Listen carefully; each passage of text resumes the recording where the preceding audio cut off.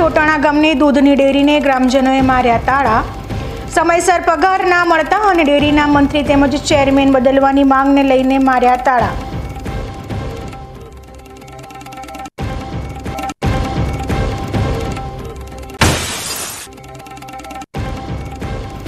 ગરમીની અસર જનજીવન પર। હજુ 2 દિવસ ગરમીનું પ્રમાણ રહેશે યથાવત।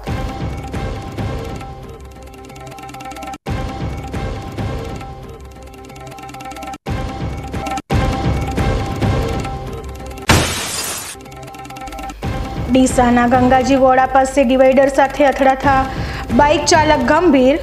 ગંગાજી વોડામાં રસ્તા વચ્ચે ડિવાઈડર પર કોઈ સાઇડ બોર્ડ ન હોવાને કારણે વારંવાર સર્જાય છે અકસ્માત।